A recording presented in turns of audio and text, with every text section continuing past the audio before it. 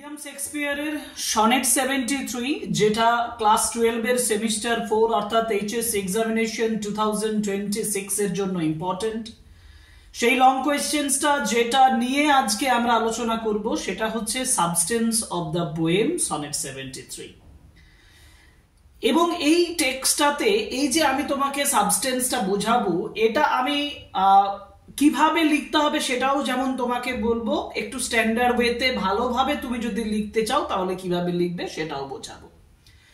তাহলে সময় নষ্ট না করে আমি শুরু করছি আজকের ক্লাস। কিন্তু শুরু করার আগে যেটা আমি বারংবার বলে থাকি যে এইচএস এক্সামিনেশনের জন্য ক্লাসগুলো যেগুলো আমার চ্যানেলে আমি আপলোড করছি সেগুলো তোমরা ভালোভাবে যদি ফলো করো তাহলে অতি অবশ্যই তোমাদের প্রিপারেশন কমপ্লিট হবে। এবং যার জন্য তোমাকে একটাই কাজ করতে হবে, সেটা হচ্ছে subscribe the channel, like, comment and share my videos so that your friends and other persons can also enjoy the videos and can get help out of it. তো এটাই শুরু করছি substance of the poem sonnet 73।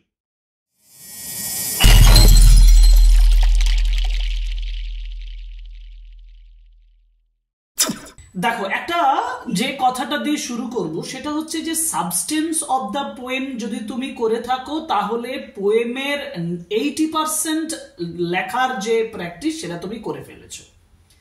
মানে একটা poem থেকে, যেমন sonnet 73টাই ধরছি, এই পোয়েম থেকে তুমি এই সাবস্টেন্স যদি করে নাও তাহলে তোমার এনি টাইপ অফ কোয়েশ্চেন তুমি অ্যাটেম্প করতে পারবে। মানে আমি ওই যে বললাম 80% কোয়েশ্চেন তুমি অ্যাটেম্প করতে পারবে। কেন? কারণ সাবস্টেন্স অফ দ্য পোয়েম হচ্ছে সম্পূর্ণ পোয়েমটার একটা অ্যানালিসিস, একটা ক্রিটিক্যাল অ্যাপ্রিসিয়েশন। এখন প্রশ্ন হচ্ছে যে কিভাবে আমি লিখব, সহজভাবে লিখব। সনেট 73 পোয়েমটা কিন্তু যথেষ্ট একটা ইজি পোয়েম বলে আমি মনে করি। কারণ তুমি যদি first quadrant, second quadrant, third quadrant এবং কাপলেট এই চারটেতে কি কি উল্লেখ করা আছে এটা যদি মাথায় রাখতে পারো না, তাহলে লেখাটা তোমার কাছে কোনো ব্যাপারই নয়। কেন? যেমন ফার্স্ট কোয়াড্রেন্ট মানে মূল কবিতার অংশ, মানে মূল কবিতাতে, সম্পূর্ণ কবিতাতে উইলিয়াম শেক্সপিয়ার যেটা বোঝাতে চাইছেন সেটা হচ্ছে যে ওল্ড এজ অ্যান্ড ডেথ, মানে ইনএভিটেবিলিটি অফ ডেথ, যেটা এই যে ওয়ার্ডটা ইনএভিটেবিলিটি, এই ইনএভিটেবিলিটি কথাটা তোমাকে জানতে হবে যে এইটাকে তিনি অ্যাকসেপ্ট করছেন। আমার একটি সেন্টেন্স হয়ে গেল। দেখো, William Shakespeare accepts the inevitability of death in his poem sonnet 73। এবং এটা প্রকাশ পাচ্ছে দা কবি যখন তিনি তার ওল্ড এজটাকে মেনে নিচ্ছেন। he accepts his old age and he accepts that his old age will lead to death। তিনটে কোয়াড্রেন্টের বিষয়বস্তু যা আছে সেটাকে ছোট ছোট বাক্যে আলোচনা করো, তোমার সাবস্টেন্স কমপ্লিট হয়ে যাবে। আর তোমার সাবস্টেন্স যদি কমপ্লিট হয়ে যায় না, তুমি দেখো তোমার কাছে যে কোনো ধরনের কোয়েশ্চেন আসুক তুমি ওখান থেকে লিখতে পারবে। আমি একটা ইন্ট্রোডাকশন করে দিলাম তোমাদের জন্য। এবার আমি তোমাকে এখানে সাবস্টেন্স লেখাটা শিখিয়ে দেব কোয়াড্রেন্ট অনুযায়ী, এবং লাস্ট কাপলেটটা কিভাবে লিখবো সেটা কোয়াড্রেন্ট অনুযায়ী দেখব। কিন্তু প্রথমে তোমাকে সাবস্টেন্স লেখার জন্য একটা ইন্ট্রোডাকশন দিতে হবে। আমি কিন্তু অলরেডি ইন্ট্রোডাকশন দিয়েছি। তুমি যদি মনে করে থাকো যে ইন্ট্রোডাকশনটা আমি অন্যভাবে দেব, তাহলে দেখো এখানে দিয়েছি। ইন সনেট 73, সনেট 73তে উইলিয়াম শেক্সপিয়ার, আমি শেক্সপিয়ার লিখেছি, তুমি উইলিয়াম শেক্সপিয়ার লেখো। William Shakespeare reflects, William Shakespeare প্রকাশ করেন, reflects on the inevitable decline of life. মানে কি? ইনএভিটেবল মানে অবশ্যম্ভাবী, ডিক্লাইন মানে ধ্বংস, অফ লাইফ মানে জীবন। যেটা আমি একটু আগে বললাম যে William Shakespeare accepts the inevitability of death, সেই ডেথটাকেই ডিক্লাইন অফ লাইফ হিসেবে বলেছি। Through a series of powerful metaphors. হ্যাঁ, প্রত্যেকটা কোয়াড্রেন্ট কতগুলো মেটাফোর আছে, 3টে কোয়াড্রেন্টে 3 ধরনের মেটাফোর পাবো। যেমন ফার্স্ট, আমার এই সেন্টেন্সটা হয়ে গেল, কিন্তু এবার তুমি ইন্ট্রোডাকশনে দেওয়ার পরে তুমি ফার্স্ট কোয়াড্রেন্ট থেকে বিষয়বস্তুটা লেখো। আমি স্ক্রিনে যেটা দিচ্ছি সেটা তোমার কাছে যদি জটিল মনে হয়, আমি যেটা বলছি আলোচনা করছি সেটা শোনো মন দিয়ে, তাহলেও তোমার কাছে অনেক সহজ হয়ে যাবে। তুমি ক্লাসটা শুধুমাত্র ওই যেগুলো আমি লিখে দিচ্ছি এগুলোর উপরে করবে না, কারণ তোমার কাছে আমি অনেক সহজ পদ্ধতি নিয়ে আসছি।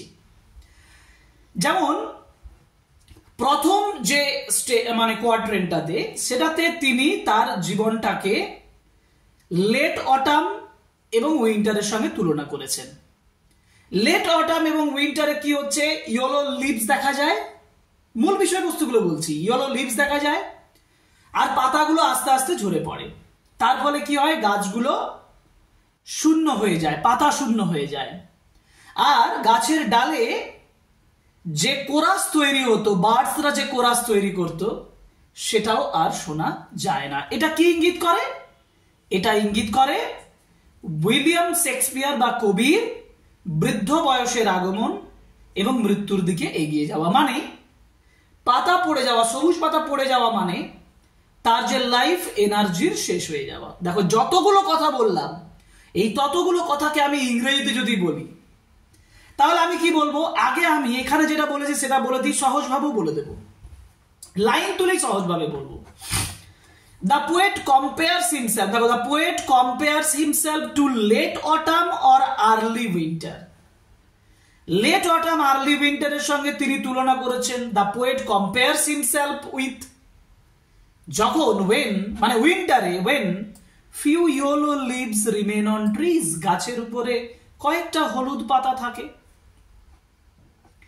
The empty boughs, এবার বাউস মানে ব্রাঞ্চেস, ব্রাঞ্চেস গুলো খালি থাকে। The empty boughs are birdless with no chorus. Birdless মানে পাখিহীন হয়ে পড়ে, এবং যার ফলে with no chorus, there is no chorus, আমি এটাও বললাম। And this symbolizes, এটা সিম্বলাইজ করে ওল্ড এজ, ওল্ড এজ কে সিম্বলাইজ করে। এন্ড আরেকটা হচ্ছে fading vitality and energy. Fading মানে হচ্ছে শেষ হয়ে যাওয়া, আস্তে আস্তে শেষ হয়ে যাওয়া, ভাইটালিটি বা এনার্জিটাকে বোঝায়। So the poet reflects the nearness of the old age, old age এর কাছাকাছি আসা। when the বা reflects, nearness কথাটা লেখারই দরকার নেই, আমি বলবো reflects the old age when vigor of youth, মানে vigor মানে প্রাণ শক্তি, যখন যৌবনের প্রাণ শক্তি, and the music of life, জীবনের music, have almost faded away, যখন প্রায় শেষ হয়ে যায়।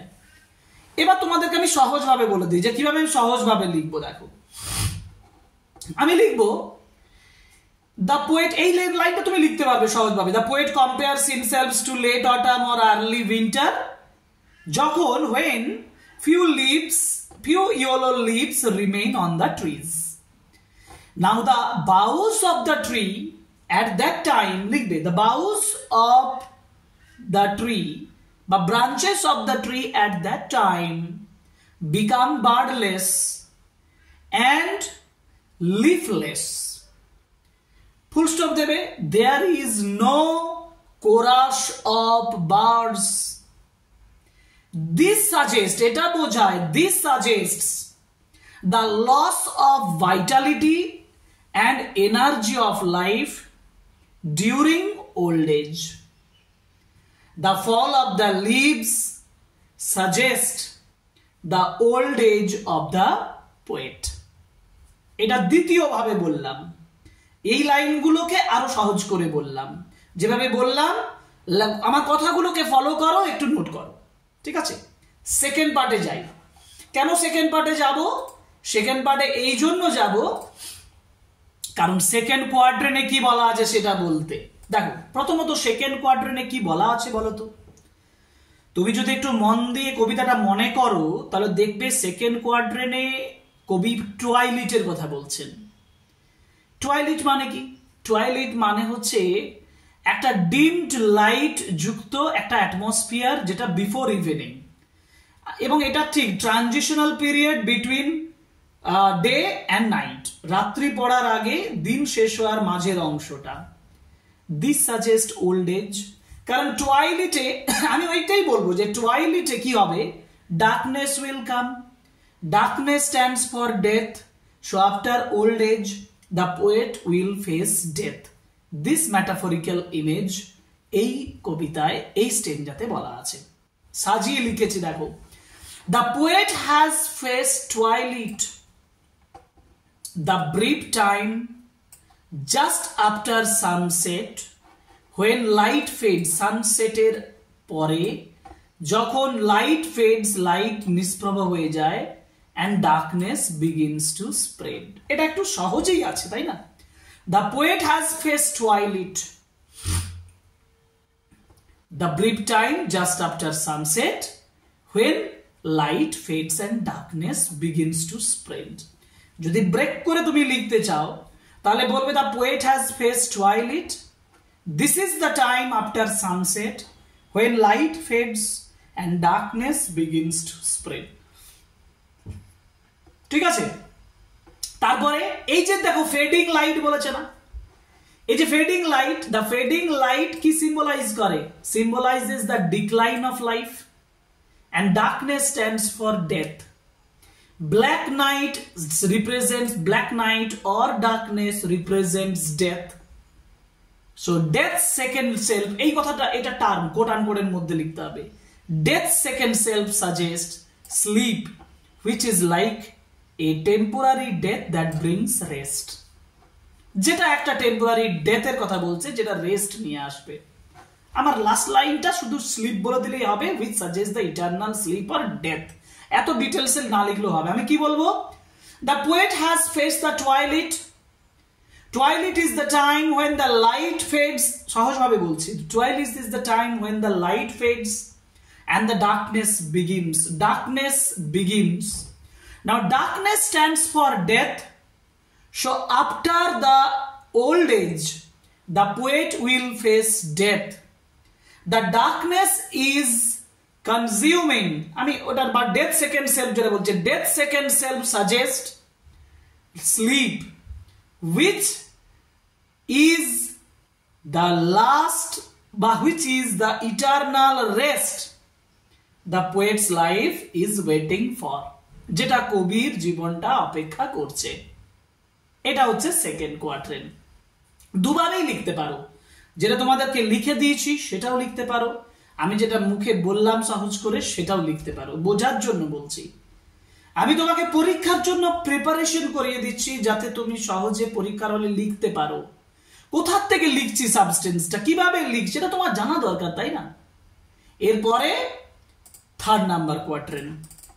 থার্ড নাম্বার কোয়াট্রেনে কি বলছে দেখো, এখানে ফায়ারের কথা বলছে, এনার্জির কথা বলছে, লাইভ ফায়ারের কথা বলছে, অ্যাসেসের কথা বলছে, ছাইয়ের কথা বলছে।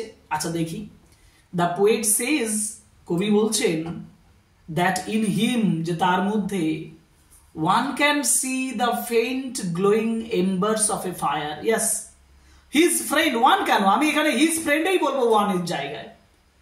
The poet says that in him his friend can see the faint glowing light, the faint fire বলতে পারি, এত জটিল ভাবে বলবো কেন, আমি বলবো the faint glowing of fire, faint glowing of fire, because the fire of the life, energy of life is going to die, is going to faint, নিষ্প্রভ হয়ে যাচ্ছে, lying upon the ashes of his youth। আমি একটু ছোট্ট করে আগে বলে দিই, the ashes are the remains of the fire, ashes তো remains of the fire, and that once burned brightly, যেটা উজ্জ্বল ভাবে একসময় জ্বলেছে, just as youth once filled him with vitality, যেমন ইউথটা তাকে ভাইটালিটি দিয়েছিল। তাহলে আমি কি বলছি, আমি ছোট ছোট করে সেন্টেন্স তৈরি করে দিচ্ছি। দেখো, দ্য পোয়েট সেজ, যারা জটিল ভাবে করতে পারবে, যারা এটাকে মুখস্থ করতে পারবে, যারা রেডি করতে পারবে তাদের জন্য এটা, যারা মনে করছো সহজ ভাবে করবে, একটু সহজ ভাবে করবে, তাদের জন্য আমি এবার বলছি। The poet says that in him his friend, the poet says that in him his friend can see the glowing, faint glowing of fire,